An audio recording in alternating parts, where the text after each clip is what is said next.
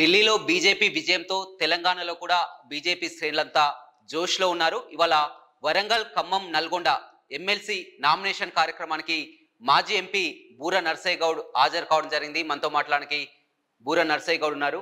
Sir, మొత్తం మీద ఢిల్లీ విజయంతో అంతా తెలంగాణలో కూడా ఒక జోష్ కనిపిస్తుంది. ఖచ్చితంగా 3 ఎమ్మెల్సీని కైవసం చేసుకుంటామని చెప్తున్నారు. ఎలా ఉండబోతుంది ఇప్పుడు జరగబోయే ఎమ్మెల్సీని? డెఫినెట్లీ ఏంటంటే గతం వేరు, ఇప్పుడు వేరు. బీజేపీ నెక్స్ట్ వచ్చే అసెంబ్లీ ఎన్నికల్లో ఖచ్చితంగా బీజేపీ రావాలనే ఒక ఆకాంక్ష యావత్ తెలంగాణ ప్రజల్లో ఉంది. ప్రత్యేకించి మన బడ్జెట్ అయిపోయిన తర్వాత, ఢిల్లీ ఎలక్షన్ తర్వాత, మీకు ఢిల్లీ ఎలక్షన్ తెలుసు, 27 సంవత్సరాల తర్వాత బీజేపీ ప్రభుత్వం ఏర్పాటు చేసింది. ప్లస్ బడ్జెట్ కూడా మొదటిసారి 75 సంవత్సరాల స్వాతంత్రం తర్వాత మిడిల్ క్లాస్కు, సాలరీ క్లాస్కు, ఎంప్లాయీస్కు ఒక పెద్ద రిలీఫ్. ఎంత రిలీఫ్ అంటే, నేను ఢిల్లీలో ప్రచారం చేసినప్పుడు ఒక ఎంప్లాయీకి 12 లక్షలు వచ్చినటువంటి ఎంప్లాయీకి 2 to 3 months ఇన్కమ్ కేవలము ఇన్కమ్ ట్యాక్స్కే వెళ్ళిపోతుంది. ఇప్పుడు 0 ట్యాక్స్. సో ప్లస్ డెవలప్మెంట్, సంక్షేమ పథకాలతో పాటు వెల్ఫేర్ స్కీమ్స్, మోడీ గారి ఏదైతే హానెస్ట్ కరప్షన్ ఫ్రీ గవర్నమెంట్, అలాంటి ప్రభుత్వం తెలంగాణ రావాలని యావత్ తెలంగాణ ప్రజలు కోరుకుంటున్నారు. దాంట్లో భాగంగా ఎమ్మెల్సీలో కూడా మేము 3కు 3 గెలవాలనే ఉద్దేశంతో ప్రజల దగ్గరికి గెలుస్తున్నామని నమ్మకం మాకు. అంటే ఎలా చూస్తారు సార్? ప్రతిసారి కూడా ఇతర రాష్ట్రాల్లో బీజేపీ గెలిచినప్పుడల్లా కూడా తెలంగాణలో ఈ విధంగానే ఖచ్చితంగా మళ్ళీ అధికారంలోకి బీజేపీ తెలంగాణలో కూడా ఖాయం అని కూడా గతంలో కూడా చాలా సార్లు చూసాం. ఎలా ఉంటుంది అంటారు? గతంలో మీరు చూశారు కదా, గతంలో 14 లక్షలు 12 లక్షలు లేని ఓట్లు 7 లక్షల నుంచి ఈరోజు 77 లక్షలకు వచ్చాం. సో బీజేపీ ఎప్పుడు ఈ హై జంప్ లాగా చేయదు. బీజేపీ ఎప్పుడు ఏంటంటే స్థిరంగా పెరగాలి. ఒకసారి పెరిగినాక గవర్నమెంట్కి వచ్చాక మనం తగ్గేదేలే అనుకుంటూ పోతుంది. అన్ని రాష్ట్రాల్లో కూడా చాలా సందర్భాల్లో 2, 3, 4, 5, 7 సార్లు కూడా ప్రభుత్వాలు ఏర్పాటు చేసినాకంతా కేవలం బీజేపీ ఉంది. అంటే ఒకసారి పవర్ వచ్చినా కూడా నిలబెట్టుకునే నిబద్ధత బీజేపీకి ఉంది. కాబట్టి ఈరోజు ఖచ్చితంగా మన అసెంబ్లీలో మంచి పర్ఫార్మెన్స్ ఉన్నది. తర్వాత పార్లమెంట్లో దాదాపు 77 లక్షల ఓట్లు, అంటే అసెంబ్లీ గెలిచేంత ఓట్లు వచ్చాయి. ప్లస్ మిగతా పరిణామాలు, ఇప్పుడు total India bloc Congress is failure. ఈరోజు ఎన్నికలు పెడితే మాత్రం కాంగ్రెస్ చిత్తుగా ఓడిపోవటం, బీజేపీ రావటం ఖచ్చితంగా జరుగుతుంది. అసలు ప్రజలు ఎట్లా ఉంటారంటే ఇంకా 4 ఏళ్ళు భరించాలా కాంగ్రెస్ అనే ఉద్దేశంతో ఉంది. కానీ కాంగ్రెస్ ప్రభుత్వం కానీ సీఎం రేవంత్ రెడ్డి కూడా పదే చెప్తున్నారు, మొత్తం ఒక చరిత్రలో ఎప్పుడూ లేనంత విధంగా కూడా కులగణన విషయంలో కూడా, ఆ బీసీల విషయంలో కూడా కాంగ్రెస్ పార్టీ గతంలో కంటే ఇప్పుడు భిన్నంగా కనిపిస్తుంది. ఖచ్చితంగా బీసీలంతా కూడా కాంగ్రెస్ వైపే ఉన్నారని కూడా రేవంత్ రెడ్డి చెప్తున్నట్టు. నేను చెప్తున్నా కదా, ఇప్పుడు రేవంత్ రెడ్డి సామాజిక న్యాయం, బీసీ న్యాయం అని మాట్లాడితే దయ్యాలు వేదాలు వల్లించినట్లే. ఎందుకంటే మీ అందరికి గత పబ్లిక్లో ఎట్లా స్పీచ్ ఇవ్వడం జరిగింది. ఇప్పుడు ఒక కులహంకారము, కుల పిచ్చి ఉన్నటువంటి వ్యక్తి సామాజిక న్యాయం గురించి మాట్లాడటం, అది అందరినీ మభ్యపెట్టినట్లే. అది కాంగ్రెస్ మేనిఫెస్టో లాగా ఉంటుంది. సెకండ్ ఏంటంటే, ప్రజలు వాళ్ళని కాంగ్రెస్ సీరియస్గా తీసుకోవట్లేదు. ఎవరు కాంగ్రెస్ సీరియస్ తీసుకోవట్లేదు. ఎందుకంటే సింపుల్గా నేను గతంలో కూడా అడిగాను, కులగణన ఇవన్నీ పక్కకు పెట్టండి, ఇదంతా ఉత్పత్తి కులగణన ఇంత తప్పుల తడక అనేది కాంగ్రెస్ వాళ్ళే చెప్తున్నారు. ఏదో డైవర్ట్ పాలిటిక్స్లో భాగంగా మేము చేసాం కానీ చేయాలనే ఉద్దేశం లేదని వాళ్ళే చెప్తున్నారు. ఈరోజు ఏం చెప్పారు, అసెంబ్లీ మొదటి సెషన్లో బీసీ సప్లాన్ పెడతామని చెప్పారు. దానికి ఏ గణన అక్కర్లే కదా, మరి ఎందుకు చేయలేదు? అదేవిధంగా గురుకుల పాఠశాలలు పెడతామని చెప్పారు, దానికి ఏమీ అక్కర్లే కదా. 42% ఏదైతే కాంట్రాక్ట్స్ కానీ, పబ్లిక్ మెటీరియల్ ప్రొక్యూర్మెంట్ కానీ, ఇతరత్ర ఏదున్నా కూడా 42% బీసీకి ఇస్తామన్నారు. దానికి గణన ఏం అక్కర్లే కదా. చిత్తశుద్ధి లేదు వారికి. చిత్తశుద్ధి లేని శివ పూజ చేయాలని కేవలం రోజుకో మాట మాట్లాడి రోజుకో ఇష్యూ తెచ్చి డైవర్ట్ చేయాలని ప్రయత్నం చేస్తున్నారు. సీరియస్గా ప్రజలు తీసుకోవట్లేదు. వారు ఏం చెప్పినా, ఈరోజు రేవంత్ రెడ్డి గారు 1 కిలో బంగారం తెచ్చి రమేష్కి ఇస్తే కూడా అది బంగారం కాదు, ఇత్తడని తీసి మూర్ల పడేసేట్లు వారి యొక్క క్రెడిబిలిటీ పోగొట్టు. కులగణనంతా బోగస్ అంటారా? ఇప్పుడు ఒకటి బేసికలీ నేను చెప్పేది ఏంటంటే, నీకు కులగణన చేయాలనుకుంటే వాళ్ళు రాహుల్ గాంధీ చెప్పినట్లు మేనిఫెస్టో ప్రకారం ఓ శాస్త్రీయబద్ధంగా చేయాలి. నెంబర్ 1. నెంబర్ 2, వారు చెప్పింది తప్పుల తడకని వాళ్ళే చెప్తున్నారు. నెంబర్ 3, బీసీ కులగణన అనేది మామూలుగా జనరల్గా సోషో ఎకనామిక్ సర్వే ప్రకారము, నేషనల్ శాంపుల్ సర్వే ఆర్గనైజేషన్ కేంద్ర ప్రభుత్వ సంస్థ ప్రకారం యావరేజ్గా 55+ ఉంటుంది. కొన్ని రాష్ట్రాల్లో 50 ఉంటుంది, కొన్ని రాష్ట్రాల్లో 58 ఉంటుందని మనకు స్పష్టంగా తెలుసు. కులగణన చేయటం అనేది ప్రధాన ఉద్దేశం ఏంటంటే కాంగ్రెస్లో ఓటు బ్యాంకు ప్రకారము ముస్లింలను బీసీలుగా చిత్రీకరించే ప్రయత్నం, అదొక్కటే వాళ్ళ లక్ష్యం. ముస్లింలను బీసీలుగా చిత్రీకరించే ప్రయత్నమే ఈ కులగణన ఉద్దేశం, కానీ బీసీలకు న్యాయం చేయాలనే ఉద్దేశం కాదు. సెకండ్, ఇప్పుడు ఎట్లయిందంటే కొండంత రాగం తీసి ఏదో సామెత ఉన్నది కదా, అట్లా అన్నట్టు నువ్వు బిల్లు పెట్టినావా, సరే నువ్వు 46 forget about it. 42% local body కానీ ఎడ్యుకేషనల్ ఇన్స్టిట్యూట్ కానీ ఇతరత నువ్వు బిల్లు పెట్టినావా? ఇప్పుడు బిల్లు పెట్టామంటే రాజ్యాంగం ఒప్పుకోదు. రాజ్యాంగం ఒప్పుకునేది ఏముంది? ఇది లోకల్ బాడీస్ పెట్టారా బిల్లు? కోర్టులో పోయినాక కోర్టులో ఉంటే అక్కడ అఫిడవిట్ ఫైల్ చేయి, క్యావెట్ ఫైల్ చేయి. లేదు, అది బిల్లు పెట్టకుండానే ఏదో నేను బీసీల ముఖాన్ని ఒకటి వేసాము, ఇక దాన్ని చూసుకొని ఇక వీళ్ళందరూ మురిసిపోయి ఇక కాంగ్రెస్ డబ్బు కొట్టుకుంటూ తిరగడం అనేది కేవలం చిత్తశుద్ధి లేని ముస్లింలను బీసీలకు చిత్రీకరించడానికి చేసినటువంటి కేవలం కుట్రగా మనందరం గమనించాలి. అంటే ఎస్సీ వర్గీకరణ, బీసీ కులగన్నట్లు ఉంటే ఎస్సీ వర్గీకరణపై క్యాబినెట్లో చర్చించడం, అసెంబ్లీలో కూడా చర్చించడం జరిగింది. మొట్టమొదటిగా రేవంత్ రెడ్డి అసెంబ్లీలో తీర్మానించడం జరిగింది అని కూడా చెప్తున్నటువంటి ఏది ఎస్సీ వర్గీకరణపై. అదే కదా, ఇప్పుడు ఎస్సీ వర్గీకరణ అనేది సుప్రీంకోర్టు జడ్జిమెంట్ వచ్చింది కాబట్టి అది సాధ్యమైంది. అది కూడా కేంద్ర ప్రభుత్వం దానికి అనుకూలంగా అఫిడవిట్ ఫైల్ చేసింది. ఎందుకంటే కులాలకు అతీతంగా మనం ఒక సమాజాన్ని నిర్మాణం చేయాలి, కానీ వితిన్ రిజర్వేషన్ వర్గాల్లో కూడా ఆ ఫలాలు అందరికీ దక్కట్లేవని కొన్ని వర్గాలకు ఒక ఫీలింగ్ ఉన్నది. అందుకొరకు దాన్ని సుప్రీంకోర్టు అనుమతి ఇచ్చింది, అది చేస్తున్నారు. అంతేగాని వాళ్ళు ఏ వర్గీకరణ చేసినా ఏం చేసినా కూడా ప్రజలు వాళ్ళని నమ్మరు. కాంగ్రెస్ ఈరోజు ఎలక్షన్లు పెడితే డిపాజిట్ కూడా ఎవరికి రావు, ఇంక్లూడింగ్ మన నల్గొండ జిల్లా పెద్ద పెద్ద లీడర్లు అనుకునేటప్పుడు కూడా డిపాజిట్ రావు. అందరికీ తెలుసు. నెక్స్ట్ ఎలక్షన్ ముందర మూకుమ్మడికి అందరూ వచ్చి బీజేపీ గేట్ ముందర నిలబడటం ఖాయం, చూడండి. కానీ కాంగ్రెస్ బీఆర్ఎస్ పదే పదే విమర్శలు చేస్తున్నటువంటి పరిస్థితి. బడ్జెట్లో తెలంగాణకు అన్యాయం చేశారు. ఎన్డీఏ పాలిత రాష్ట్రాల్లో ఒక విధంగా బడ్జెట్ ఉంది, తెలంగాణలో గుండుస్తున్న అనే విషయం ఈవెన్ బీఆర్ఎస్ కూడా ఇదే అంశాన్ని తెర మీద తీసుకొస్తున్నటువంటి. ఇప్పుడు పార్లమెంట్లో బీఆర్ఎస్ గుండు సున్నా ఇచ్చారు, కాంగ్రెస్కి అన్ని రాష్ట్రాలు ఇచ్చారు, మన ఢిల్లీలో కూడా గుండు సున్నా ఇచ్చారు.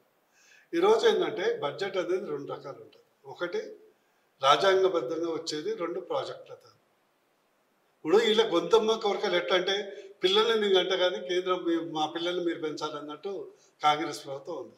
ఈయన ఎడా తెడప హామీలు ఇస్తాడు, నేను స్కిల్ యూనివర్సిటీ పెడతా, ప్రపంచంలో అందరూ చేస్తా అంటాడు, మీరు దానికి అప్పు ఇవ్వండి అని కేంద్రం దగ్గరికి పోతాడు. కేంద్రం ఏమిస్తుంది? బడ్జెట్ ప్రకారం ఎంతైతే పన్ను ఎంత వాటాలో గ్రాంట్ ఎంత రావాలో అవన్నీ ఇస్తుంది. RRR అంటే కట్టిస్తాము, మెట్రో అంటే కట్టిస్తారు. మాకు భువనగిరికి గతంలో నేను ఉన్నప్పుడు శాంక్షన్ చేయించిన యాదాద్రికి MBTS రాష్ట్ర ప్రభుత్వం సహకరించుంటే నేను పదే విజ్ఞప్తి చేస్తే కేంద్రం బీజేపీకి వచ్చిన తర్వాత వాళ్ళు 500 చిల్లర కోర్స్ అయితే మేము మొత్తం కేంద్రమే భరిస్తుంది. ఇట్లా ప్రాజెక్టులు తెచ్చుకోవాలి, కానీ బ్యాగులు తెచ్చేసి అయితే మా ముఖ్యమంత్రి గారికి తెచ్చి ఇయ్యారు కదా. ఈరోజు గవర్నమెంట్ ఎట్లయింది? నల్గొండ కానీ ఇతరత్ర కానీ మంత్రులందరూ వాళ్ళ కుటుంబ సభ్యులందరూ అకౌంట్లు ఓపెన్ చేసుకొని పెట్టుకున్నారు. 10% అనేది ఓపెన్, సిగ్గు లజ్జ లేకుండా 10% అనేది అసలు ఏ బిల్లు, ఆ బిల్లులే శాంక్షన్ కావట్లే. కర్మకాలికి ఇవ్వడానికి పోతే 10% ఈజ్ మినిమం. అదనంగా మళ్ళీ అది వేరు. మరి హైదరాబాద్లో అసలే రియల్ ఎస్టేట్ సచ్చింది అని సచ్చింది గొర్రె అని మొత్తుకుంటుంటే దాని మీద మళ్ళీ స్క్వేర్ ఫీట్కు 95 రూపీస్ అడిషనల్గా వాళ్ళకి ఇవ్వాలంట. ఇంతకంటే ఘోరం మనం చూసాము. అందుకొరకు ఈ అన్నిటికీ సర్వరోగ నివారణ ఓన్లీ బీజేపీ తెలంగాణ రాష్ట్రంలో వస్తే సంక్షేమ పద్ధతితో పాటు బహుముఖ అభివృద్ధి మా తెలంగాణ రాష్ట్రం నెంబర్ 1గా రాష్ట్రం ఎదగటానికి బీజేపీ ప్రభుత్వం డబుల్ ఇంజన్ ప్రభుత్వం వస్తే సహకరిస్తుంది. ప్రజలు ఈసారి ఆశీర్వదిస్తుందని నేను అనుకుంటున్నాను. అంటే కేటీఆర్ వ్యాఖ్యలను ఇలా చూస్తారు. తెలంగాణ నుంచి చెరిసగం ఎంపీలు ఉన్నాయి, ఇటు కాంగ్రెస్ నుంచి కానీ అటు బీజేపీ నుంచి చెరిసగం ఎంపీలు ఉన్నా కానీ నిధులు తీసుకురాలేకపోతున్నారని కూడా కేటీఆర్. ఎగ్జాక్ట్లీ అదే కదా. ఇప్పుడు ప్రతిపక్షంలో ఉన్నారు, ఏదన్నా అంటారు. ఎగ్జాక్ట్లీ ఏంటి ఇప్పుడు గతంలో టీఆర్ఎస్ గవర్నమెంట్ ఉన్నప్పుడు అప్పుడు నిధులు ఇవ్వలేదా? ఇదే కేసీఆర్ గారు మోడీ గారిని అనేక సార్లు పొగిడారు కదా. అదే కేసీఆర్ గారు ఏమన్నారు, కిస్కా కాయే ఉస్కా గాయంగే, మీరు ఇంత మాకు ఇస్తున్నారు. తెలంగాణ రాష్ట్రంలో తెలంగాణ రాకముందుకు మొత్తం రాష్ట్రంలో 2000 కిలోమీటర్లు ఉంటే ఈరోజు 5000 6000 కిలోమీటర్లు అయింది. ఎవరు ఇచ్చారు? ఇప్పుడు సికింద్రాబాద్ టర్మినల్ కొత్తగా 800 కోట్లతోనైంది. చర్లపల్లి టౌన్ అయిపోయింది. ఇంకా అనేక అభివృద్ధి పనులు అవుతున్నాయి. వీళ్ళు ఈ పనులు చేయించుకోవడం చేతగాట్లేదు. ప్రతి దాంట్లో కరప్షనేనా? కాళేశ్వరానికి సహకరించలేదా? వాళ్ళకి అప్పిపించబట్టే కదా, వివిధ బ్యాంకుల నుంచి కేంద్ర ప్రభుత్వం అన్ని రకాల పర్మిషన్స్ ఇవ్వబట్టే కదా. ఈరోజు మన నల్గొండ చూద్దాము, మాకు పాలమూరు రంగారెడ్డి ఉంది, ఎస్ఎల్బిసి టన్నల్ ప్రాజెక్ట్ ఉంది. చేశారా? చేయలే కదా. 3 లక్షల 4 లక్షల ఎకరాలకు గ్రావిటీతో అయ్యే పనులు కూడా చేయలేకపోయారు కదా. ఇప్పుడు కాంగ్రెస్ వచ్చిన తర్వాత ఒక్క పథకం అమలవుతుంది, అంత sample government Ramesh. It is a sample. రైతు రుణమాఫీ శాంపుల్, రైతు భరోసా శాంపుల్, అదైతే రైతు కూలీలతో అయితే మర్చిపోయినారు. ఇంద్రమ్మ, అదిగో ఇంద్రమ్మ. అది ఎట్లా ఉందంటే అహనా పెళ్ళంటే సినిమాల కోట శ్రీనివాసరావు అది ఏమంటే సూరుకు కోడి కట్టేసి చికెన్ తిన్నట్టు ఈరోజు పథకాలు ఇంద్రమ్మ పెళ్ళి, రైతు భరోసా, బోనస్ లేదు, బోగస్ లేదు. సన్నబియ్యం అంతా మిల్లర్లేక ఉంది.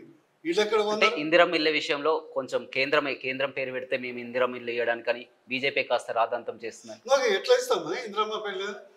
ఇట్లా ఉన్నది, నువ్వో సంసారం చేస్తావు, నువ్వు గంటావు, పక్కన ఇంటి వచ్చేసి పోషించాలా? నీకు ఇందిరమ్మ ఇల్లని పేరు పెట్టాలి, మోడీ గారి ఇళ్ళని పెట్టు, లేకుంటే సీఎం పిఎం ఇళ్ళని పెట్టు. మేమే అడగట్లే కదా.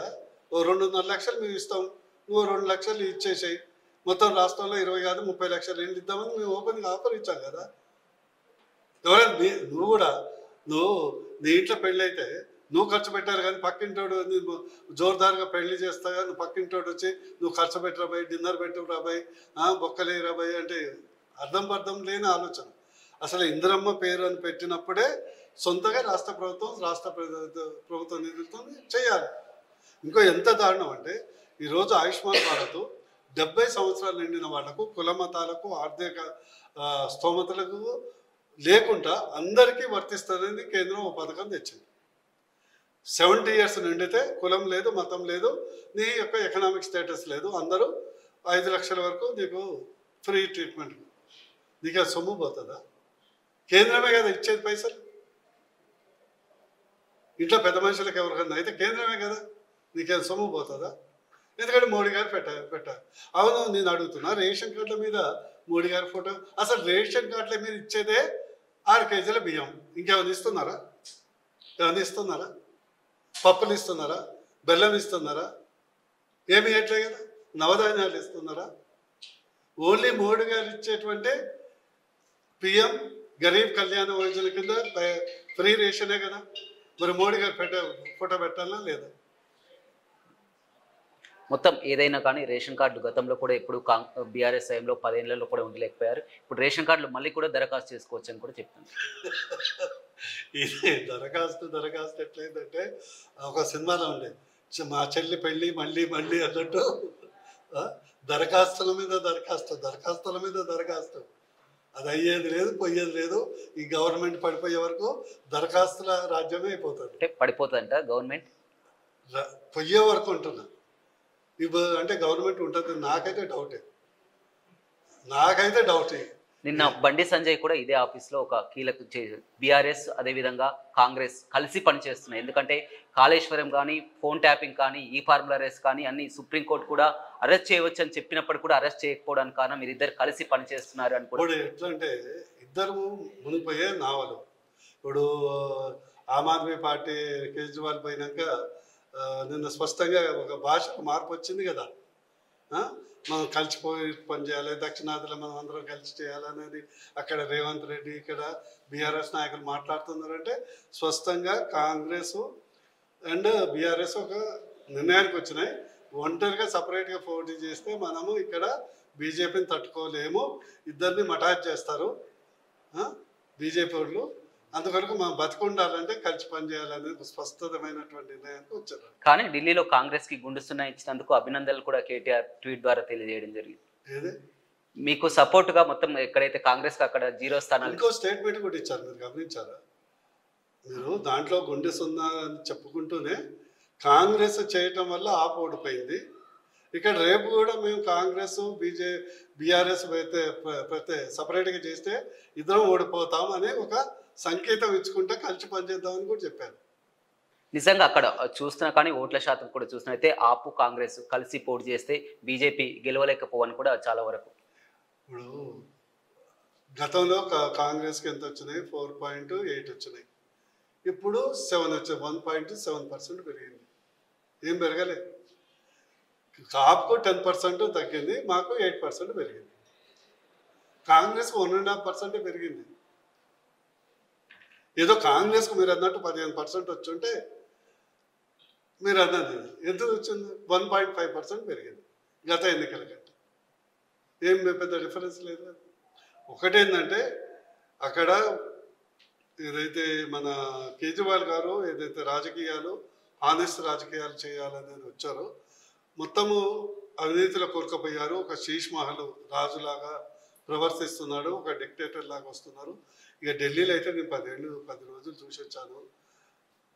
నేను అనుకోలే, ఎప్పుడు నేను లోపల ఎప్పుడు తిరగలే. మన ఎలక్షన్ తిరిగినా ఇంత పేదరికం, ఇంత ఇన్ఫ్రాస్ట్రక్చర్, ఓపెన్ డ్రైన్స్, పందులు, నక్కలు, కుక్కలు, అట్లాంటి నాకు మనసు తరక్కపోయింది. అసలు పిచ్చోళ్ళు 10 ఏళ్ళు ఇట్లా ఈ మెంటల్కి ఎట్లా ఓటేసిందని నాకు అనిపించింది. అంత పేదరికం ఉంది. మరొక సోషల్ మీడియాలో అంటుకొస్తున్నాం, ప్రతిదీ కూడా కేజ్రీవాల్ ఓటమి కానీ చాలా వరకు కేసీఆర్ని కలిసిన వారంతా కూడా ఓటమి పాలవుతున్నారని కూడా ఒక చర్చ. అంటే ఇప్పుడు కేసీఆర్ ఎప్పుడైనా కూడా మాకు ఉద్దేశం మంచిగా లేనప్పుడు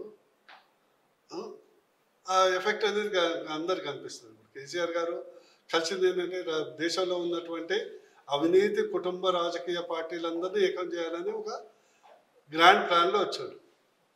అటు శరద్ పవార్ కానీ, ఇటు ఆర్జేడీ కానీ, ఎస్పీ కానీ, లేకుంటే కేజ్రీవాల్ కానీ, ఇవన్నీ కరప్షన్లో ఉండేటువంటి పార్టీలే కదా. రేపు మమతా కూడా పోతాడు. కానీ రాష్ట్రంలో ఇక్కడ చూసినైతే ప్రతిపక్ష పార్టీగా బీఆర్ఎస్ పోటాపోటీగా హరీష్ రావు కానీ కేటీఆర్ కానీ వరుసగా ప్రభుత్వాన్ని ఎండగడుతూ గతంలో 10 ఏళ్లలో కేసీఆర్ పాలన చూడడం జరిగింది. ఖచ్చితంగా మళ్ళీ ప్రజలు కేసీఆర్ని కోరుకుంటారు, ఖచ్చితంగా మేమే అధికారంలోకి వస్తామన్న కాన్ఫిడెంట్తో కూడా ఉన్నటువంటి పరిస్థితి. అంటే ఇప్పుడు బీఆర్ఎస్కి ఏంటంటే ఇది లైఫ్ అండ్ డెత్ క్వశ్చన్. బీజేపీకి అట్లా కాదు కదా. బీజేపీ జాతీయ పార్టీ. అప్పుడు వాళ్ళు ఎక్కడ చూసినా కూడా ఇద్దరే కనిపిస్తారు కదా, 2-3 కనిపిస్తారు. బీఆర్ఎస్ అంటే ఇక్కడ బూర్ నర్సయ్య గౌడ్ కనిపిస్తాడు, బండి సంజయ్ కనిపిస్తాడు, ఈటల రాజేందర్ కనిపిస్తాడు. ప్లస్ ఇది ఒక జనరల్ పార్టీ, మేము ఇష్టం వచ్చినట్టు మాట్లాడలేము, టైం ఉంది కదా. ఒకటి మాత్రం ప్రజలు క్లారిటీతో ఉన్నారు, తెలంగాణ కొట్లాడినందుకు కేసీఆర్ గారికి 10 ఏళ్ళు ఇచ్చారు. తెలంగాణ ఇవ్వటానికి 1000 మంది పైన చనిపోయినా కూడా సరే ఇచ్చినందుకు ఈ టైం ఇచ్చారు. తెలంగాణ రావటానికి 1 ఓటు 2 రాష్ట్రాలని బీజం వేసిన బీజేపీకి పార్లమెంట్లో, లోక్సభ, రాజ్యసభలో అసలు సుష్మా స్వరాజ్ బీజేపీ లేకుంటే అసలు తెలంగాణ లేకుంటే ఈసారి ఆ సెంటిమెంట్ వర్కౌట్ అవుతుంది. తెలంగాణ రాష్ట్రం బాగుపడాలంటే, తెలంగాణ అభివృద్ధి కావాలంటే, ఉన్న సంక్షేమ పథకాలన్నిటి అమలు కావాలంటే బీజేపీకి రావాలనే కోరిక ఉంది. వీళ్ళు ఎంత పిఆర్ పబ్లిక్ రిలేషన్స్ యాక్టివిటీ చేసినా అంతిమంగా బీజేపీ, ప్రత్యేకించి మిడిల్ క్లాస్ అయితే ఈరోజు మోడీ గారిని మొక్కుతున్నారు. ఈరోజు సింపుల్ ఒకటి రమేష్, ఈరోజు బీజేపీ ఉంటే ఒక 30 లక్షల ఇండ్లు వస్తుండే.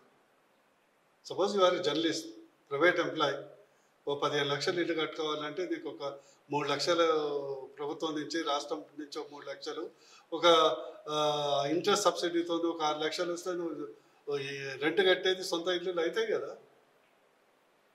కానీ ఎలా ఉండబోతుంది ఈసారి రాజకీయాలు చూసినట్లయితే చాలా వరకు బీసీల చుట్టూ రాజకీయం తిరుగుతుండ్రు. రేపు రాహుల్ గాంధీతో సూర్యాపేటలో బీసీల సభ పెడతామని, అదేవిధంగా కేటీఆర్ కామారెడ్డిలో మొత్తం ఇప్పటికే బీసీ నేతలతో చర్చలు జరుపుతున్నటువంటి పరిస్థితి. ఒకటి చెప్పనా, నేను బీఆర్ఎస్ నుంచి ఎందుకు వచ్చాను బయటికి మీకు తెలుసు కదా. బీసీల పట్ల నిబద్ధత స్వార్థం లేకుండా ఉన్నటువంటి వ్యక్తి ఎవరైనా ఉంటే, కానీ బూర్నర్సయ్య గౌడ్కి ఏం తక్కువ చేస్తాం, ఎంపీ సీట్ లేదు గెలిపించాం. నేను మొదలు కూడా చెప్పాను, కేసీఆర్ పట్ల నాకు వ్యతిరేకం లేదు, కేటీఆర్ పట్ల వ్యతిరేకం లేదు, వారందరితో మంచి రెస్పెక్ట్ ఉన్నది. కానీ వాళ్ళు బీసీలకు అన్యాయం చేశారనేది మీకు కూడా అప్పుడు చెప్పాను. నేను రాజీనామా చేసినప్పుడు నాకు ఎప్పుడూ తక్కువ చేయలేదు. ఈరోజు కూడా కేసీఆర్ గారిని ఒక ఉద్యమకారుడిగా, ఒక సీఎం, మాజీ సీఎంగా నేను గౌరవిస్తాను. బట్ నేను ఆయనతో ఎంపీగా ఉన్నప్పుడు, పార్టీలో ఉన్నప్పుడు కూడా అనేక సందర్భాలు పోరాటం చేశాను. సార్ మీరు అందరికీ న్యాయం చేయండి కానీ బీసీలకు అన్యాయం చేయండి. నేను ఎగ్జాంపుల్ ఇస్తాను, రేపు డిబేట్ పెట్టమని చెప్పండి. బూర్నర్సయ్య గౌడ్ ఎందుకు వచ్చాడు? బూర్నర్సయ్య గౌడ్ తక్కువ చేసిండని రాలేదు, సీట్ ఇవ్వాలని రాలేదు, నా గౌరవం ఇవ్వలేదని రాలేదు, బీసీలకు అన్యాయం చేసింది. నువ్వు 10 సంవత్సరాల్లో బీసీ కార్పొరేషన్కు మొత్తము 220 కోట్లు ఇచ్చావు 10 సంవత్సరాలు. ఎంబీసీ కార్పొరేషన్కు 2100 కోట్లు చేసి 7 కోట్లు రిలీజ్ చేశాం. కానీ మీరు అప్పుడు అడగలేదా? మీరు బీఆర్ఎస్ లో ఉన్నప్పుడు అడిగాను కదా. నా ఎప్పుడు కేసీఆర్ గారితో ఘర్షణ ఇది ఒకటే కదా, ఇది ఒకటే ఘర్షణ పడ్డాను సార్. మీరు అందరు పేద పిల్లలకు ఫుల్ రియంబర్స్మెంట్ ఇచ్చి ఓన్లీ బీసీలకు ఓన్లీ 10,000 ర్యాంకు మీరు కట్ ఆఫ్ ఎట్లా పెడతారు? నా ఫైట్ అదే కదా. మరి అన్ని కార్పొరేషన్స్కు మీరు ఎన్నికలు పెట్టలేదు. పద్మశాలి నేత కార్మికులకు కానీ, గీత కార్మికులకు కానీ, మత్స్య కార్మికులు ఎన్నికలు 10 సంవత్సరాలు పెట్టారా? ప్లస్ మంత్రి పదవుల్లో కానీ, ఎమ్మెల్యే సీట్లో కానీ, ఎమ్మెల్సీ సీట్లో కానీ, రాజ్యసభ సీట్లో కానీ బూర్నర్సయ్య గౌడ్కి చేసిందని చెప్పాను. బూర్నర్సయ్య గౌడ్ మీరు చేశారు, ఐఎమ్ థ్యాంక్ఫుల్. బట్ నేను కూడా అన్ని ఆదాయం వదిలిపెట్టి తెలంగాణ కొరకు కొట్లాడినా కదా. నేను బూర్నర్సయ్య గౌడ్ మీకు సెకండ్ టైం నాకు టికెట్ ఇవ్వనక్కర్లేదు అని కూడా చెప్పాను. కేసీఆర్ని అడగండి, నాకు అక్కర్లేదు, బీసీలకు మాత్రం అన్యాయం చేయకూడదు అని చెప్పాను. ప్రతిపక్షంలో ఇప్పుడు పూర్తిగా ఎమ్మెల్సీ కవిత బీసీ రిజర్వేషన్ల కోసం అదే కదా. ఒక చిన్న విగ్రహం, బీసీ విగ్రహం ట్యాంక్ బండ్ దగ్గర ఉందా? ఇంకోటండి, సింపుల్గా బీసీ ముఖ్యమంత్రి కావాలి, అది బీసీల ఆకాంక్ష. బీసీల చట్టసభల్లో ఎమ్మెల్యేలు కావాలి. ఓకే, ఏ పార్టీలు ఉంటే బీసీ ముఖ్యమంత్రి అవుతారు చెప్పండి, మీరు చెప్పండి. అంటే ఇప్పుడు కాంగ్రెస్ రేవంత్ రెడ్డి బీసీలకు ఏమి చేస్తలేరు. గతంలో కేసీఆర్ బీఆర్ఎస్ బీజేపీ బీసీలకు చేస్తారు. నేను ఒక్క ప్రశ్న అడుగుతా, బీఆర్ఎస్ రేపు గెలిస్తే బీసీ ముఖ్యమంత్రి అయ్యే అవకాశం ఉందా? లేదు. ఏ జన్మల్లోనే అయ్యే అవకాశం ఉందా? లేదు కదా. మరి బీసీలకు న్యాయం చేయాలంటే అదే కదా. ఇప్పుడు హర్యానా బీజేపీకి ఛాన్స్ ఉందంటే బీజేపీ డెఫినెట్లీ ఉంటుంది. బీసీ అవుతాడు, ఎస్సీ కావచ్చు, ఎస్టీ కావచ్చు, ఓసీ కావచ్చు. అందుకే అధికారం లేదు కాబట్టి అధికారంలోకి రావడానికే ఓవైపు మందకృష్ణ ఎస్సీ అని, మరోవైపు బీసీ. అధికారం అని కాదు, అధికారం వచ్చిన దగ్గరనే పెడుతున్నాం కదా. హర్యానాలో ఒక ఓసీ సీఎం తీసి బీసీ సీఎం పెట్టాం కదా. అదే మరి ఒరిస్సాలో బంపర్ మెజార్టీ వచ్చింది, బీసీ నాయకుడు ప్రధాని ఉన్నాడు. హర్యానాలో పెట్టాం కదా అని అక్కడ ఎస్టీ పెట్టారు. ఛత్తీస్గఢ్లో ఒక ఎస్టీ పెట్టారు. మీరు చూసుకోండి ఏ రాష్ట్రం తీసుకు. అయితే మీ రాష్ట్ర అధ్యక్షుడు కిషన్ రెడ్డి ఉన్నారు. ఇక్కడ బీజేపీలో జాతివాదం కంటే జాతీయవాదంతో పాటు అన్ని కులాలకు, అన్ని వర్గాలకు సబ్కా సాత్, సబ్కా వికాస్, సబ్కా ప్రయాస్, సబ్కా విశ్వాస్. ఒక బీసీ పెట్టినంత మాత్రాన ఆయన బీసీ సీఎం కాడు, బీజేపీ సీఎం అవుతాడు, తెలంగాణ సీఎం అవుతాడు. కానీ ఈరోజు మురుగు ఉన్నది ప్రెసిడెంట్, ఒక ఆత్మగౌరవం కదా వాళ్ళ ఎస్టీలకు, అది కూడా ఎస్టీలలో ఆదివాసులకు ఒక ఆదివాసీ మహిళ రాష్ట్రపతి కావడం అనేది కూడా ఇంపార్టెంట్ కదా. మీరు ఒకటి చెప్పండి, బీఆర్ఎస్కి ఇస్తే బీసీలో సీఎం అవుతారు, నాకు ఒక్కటి చెప్పండి. చేస్తారేమో. అప్పుడు గతంలో ఎస్సీ ముఖ్యమంత్రి చేస్తారని ప్రకటించారు, అప్పుడు చేయలేదు కాబట్టి ఇప్పుడు అధికారులు లేదు. ఖచ్చితంగా రేపు చేస్తుండొచ్చు. ఎందుకు ఇవన్నీ సొల్లు కబుర్లు? రేపు రేవంత్ రెడ్డి కాంగ్రెస్ ఓటేస్తే ఏమన్నారు? కనీసం ఉప ముఖ్యమంత్రికి అవుతున్నాడా చెప్పరా? బట్టి విక్రమార్క దళితుడే కదా ఉప ముఖ్యమంత్రి. బీసీ గురించి మాట్లాడుతున్నారు, ఏమైనా వచ్చిందా సార్? అంటే వాళ్ళకు బీసీల మీద ఎంత ద్వేషం ఉందో అర్థం చేసుకో. నేను ఏమంటున్నా అంటే, టూ మచ్ ఆఫ్ మన కులాలు కూడా ఆలోచించాల్సిన అవసరం లేదు. మనం సమగ్రంగా అందరం కలిసి డెవలప్ కావాలి. అందులో కింది కులాలు సమన్యాయం జరగాలి. రేవంత్ రెడ్డి గారు ఓన్లీ డైవర్షన్ కొరకు చేసినటువంటి ప్రయత్నం ఇది. ఎక్కువ రోజులు ఉండదు. ఇప్పుడు మరి రేపు బీఆర్ఎస్ వాళ్ళు రేపు బీసీని ముఖ్యమంత్రి చేస్తామని ప్రకటిస్తారు, చూద్దాం.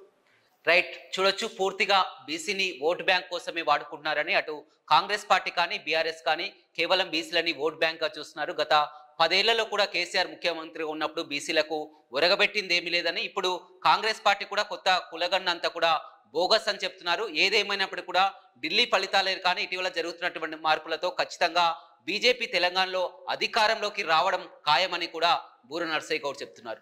Vote studio. మరిన్ని వీడియోస్ కోసం ఛానల్ ని సబ్స్క్రైబ్ చేయండి. లేటెస్ట్ అప్డేట్స్ కోసం వాట్సాప్ ఛానల్ ని ఫాలో అవ్వండి. ఆ లింక్ డిస్క్రిప్షన్ లో ఉంది.